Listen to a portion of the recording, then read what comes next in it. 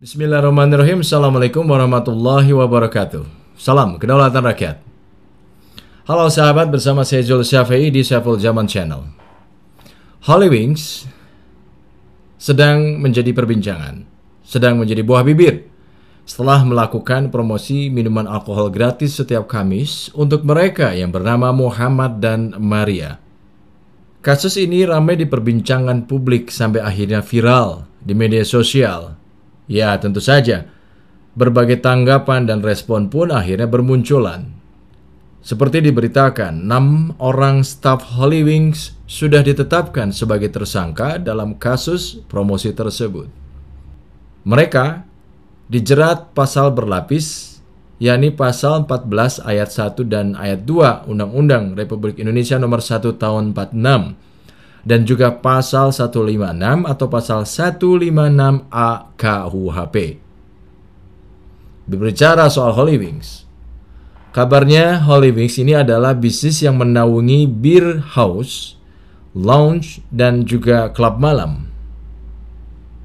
Nah, Holy Wings didirikan oleh Ivan Tanjaya selaku co-founder bersama Eka Setiawijaya. Kabarnya, dengan berkembangnya Holy Wings sampai menarik minat pengacara kondang Hotman Paris dan artis Nikita Mirzani untuk menjadi investor. Kabarnya begitu. Mereka juga kabarnya resmi menjadi pemegang saham Holy Wings sejak Mei 2021 lalu.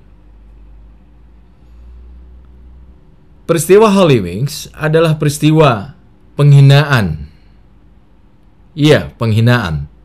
Penghinaan terhadap suatu agama yang dilakukan oleh mereka, oleh Holy Wings. Kalau bukan penghinaan terhadap agama Islam, kenapa mencantumkan nama Muhammad sebagai nama yang mendapatkan minuman alkohol gratis? Kenapa tidak cari nama lain atau bahkan tidak pakai nama deh? Apa yang menjadi dasar pertimbangan pencantuman nama itu kalau bukan penghinaan? Kan masih ada kreatif-kreatif lain-lain. Atau bahkan mereka nggak kreatif sama sekali. Promo minuman keras gratis yang membawa nama Muhammad dari Holy Wings wajib menjadi pelajaran untuk kita semua. Agar tidak melakukan hal yang sama.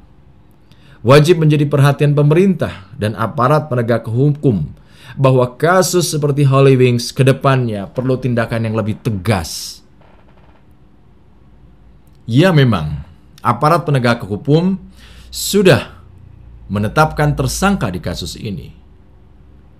Tapi pertanyaannya, apakah penetapan tersangka kasus Holy Wings juga akan berhenti sampai di sini? Atau akan menyentuh peran petinggi perusahaan itu? Ini bukan kasus pertama. Bukan hanya kasus penghinaan terhadap agama dengan mencantumkan nama Muhammad sebagai nama yang dapat minuman alkohol gratis atau miras, minuman keras. Holy Wings disebut-sebut sebelumnya juga sudah berurusan dengan pelanggaran-pelanggaran. Sebut saja, kerumunan di bar Holy Wings di tengah PPKM atau pemberlakuan pembatasan kegiatan masyarakat. Parahnya, pelanggaran itu juga bukan untuk pertama kali terjadi di tempat itu. Ini seperti tidak ada efek jera gitu untuk Holy Wings agar mereka tidak mengulangi pelanggaran. Seperti bukan efek jera sehingga mereka melakukan terus pelanggaran-pelanggaran. Pada 24 Mei, bar Holy Wings di Makassar juga terlibat masalah yang sama, pelanggaran PPKM. Satgas COVID-19 membubarkan ratusan pengunjung. Sementara pengelolanya dijatuhi 3 sanksi, diantaranya penyitaan kursi sampai dengan perabotan. Selang gak berapa lama, pada 13 Juni, giliran Holy Wings cabang Semarang yang juga memicu amarah warga. Di tengah banyak orang menahan rasa bosan di rumahnya, bar itu malah justru membiarkan terjadi kerumunan. Berkaca pada kasus Holy Wings, ini menjadi sangat penting untuk menimbang, mempelajari, dan memahami soal batas-batas etika dalam pemasaran, dalam komunikasi pemasaran di dunia bisnis. Ya, siapapun dia, dan dalam hal apapun, wajib menghindari atau bahkan menjauhi untuk bermain-main dengan isu SARA. Karena itu sudah pasti akan menarik reaksi publik yang kita tidak pernah tahu akan seperti apa. Dari perspektif komunikasi bisnis, seharusnya melihat pertimbangan yang menyebutkan ketika promosi suatu produk dengan tujuan agar menjadi isu kontroversial, belum tentu akan berdampak positif.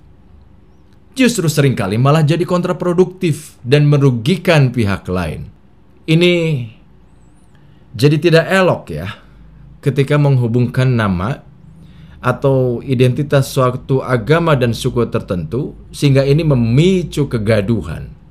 Bisa jadi materi promosi miras gratis setiap Kamis untuk mereka yang bernama Muhammad dan Maria bukanlah sebuah kecelakaan, tapi sudah diniatkan. Apakah Holy Wings tidak belajar dari momentum di mana saat ini banyak orang yang melecehkan agama Islam, melecehkan Allah Subhanahu wa taala, Nabi Muhammad sallallahu alaihi wasallam dan komunitas muslim? Ataukah mereka justru memanfaatkan momen itu dan dengan harapan tidak ada tindakan hukum bagi para petinggi perusahaan? Sekali lagi, Holy Wings beberapa kali melakukan pelanggaran.